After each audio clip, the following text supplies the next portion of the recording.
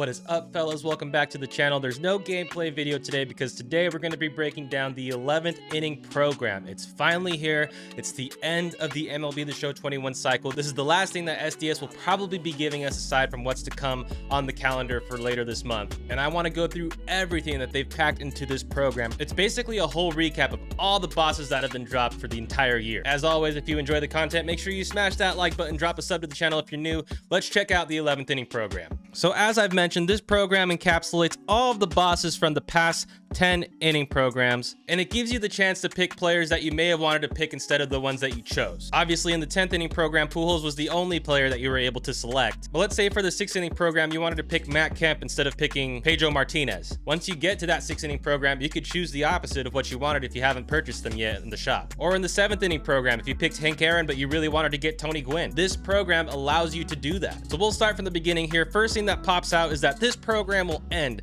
in 3,280 days and 5 hours. I did the math for you guys at the top of my head. That's a little less than 9 years. So you have nearly a decade to finish this program, fellas. We'll get some small stuff out of the way real quick. The 11th inning collection is only 10th inning boss milestone Albert Pujols. Typically in the first week or so of any inning program coming out, they add more collections for you to get more XP. I don't know if they'll be doing that here for this 11th inning program. There's a brand new Conquest Map. It's called the Happy New Year Conquest Map. That'll get you around 45,000 XP upon completion. And the good thing is you can keep doing the Conquest Map over and over again to keep getting that 45,000 XP. They also have a bunch of missions for you guys to choose from, ranging from 5,000 to 7,500 XP. Some of them repeatable, some of them aren't, so make sure you capitalize on those. And of course, your daily missions that range anywhere from 1,000 to 2,000 XP. So let's get on to the good stuff. I have seen so far this year that there have been times where someone accidentally picks a player in the 42 pack that they already have, and unfortunately once you do that, assuming you've already gotten all the 42 packs you can get, you can't go back and get the other player that you need to get to complete that 42 collection. This is your opportunity to do just that. If you were able to get Hank or Bob or Ken, Pedro, or so on, this is your chance to get that player and complete the 42 collection to get Jackie Robinson.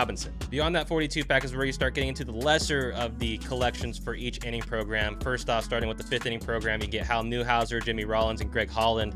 And then for each classic one, it's going to be all the finest from years past. So obviously you got Vogelbach, Moncada, Aaron Hicks. You get to the 6th inning, you get Kane, Corbin, Nola, and it goes on. So once you get to the 1st inning pack, that's when you start getting to the real bosses. So if we go back to the 1st inning program, the first 3 bosses were Fernando Valenzuela, Mike Piazza, and Kenny Lofton. Get to the 2nd inning, you got Jason Bay, Lee Smith, and Don Mattingly. And then we get to the 3rd inning, and for me personally, this is where I started having difficulty in choosing who I wanted and would start second guessing myself on who I should pick. So in the 3rd inning program, we had Troy Gloss, Dennis Eckersley, and Grady Sizemore. I really would have loved to pick Dennis Eckersley or Grady Sizemore, but I ended up going with Troy Gloss, and I kind of don't regret it. I started off pretty decent with him, but after a while, he did start to fall off, and I took him off the God Squad. Going to the 4th inning, things get more intense because you're choosing from Wander Franco, Christy Mathewson, and Eddie Murray. Now, around this time was Wander Mania. They had that short period of time where they had that limited 99 Wander Franco, and after everybody wishing that it would be around longer, they came out with the 99 Diamond Wander Franco Futurestar Shortstop card. The funny thing about the Wander Franco card is that sometime between Christmas Eve and Christmas Day,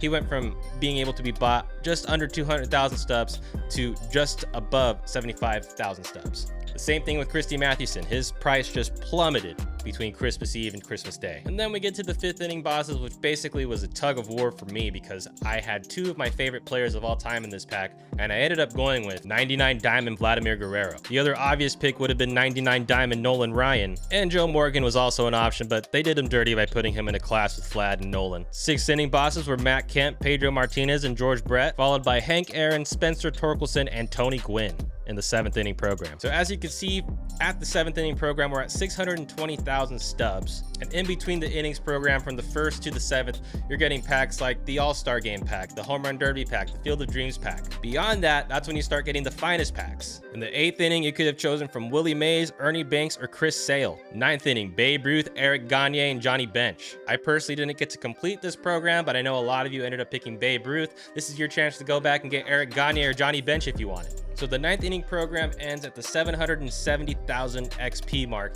And beyond that, there's no more inning program bosses. After that, you have to get all the way to 1,500,000 stubs to get 99 Diamond Milestone Albert Pujols. And of course, in between, there's some cool stuff like alternate jerseys.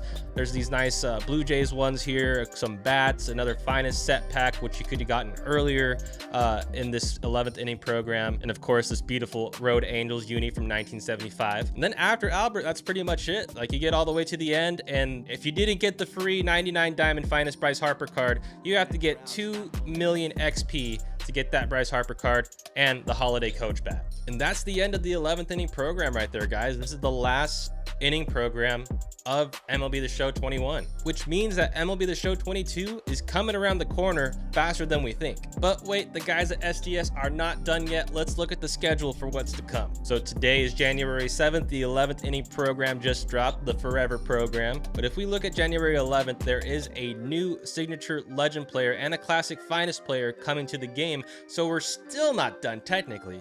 And we get the 11th inning showdown on the 14th and the second part to the Founders Club event on the 18th. So that means we're getting at least 2 more cards before this game is completely donezo for the year. And that'll do it for this 11th inning program recap. Let me know down in the comments, who do you think will be the signature legend player that they're dropping, as well as the classic finest player too. Again, if you enjoyed the video, make sure you smash that like button and drop a sub if you're new to the channel, and I'll see you guys in the next one.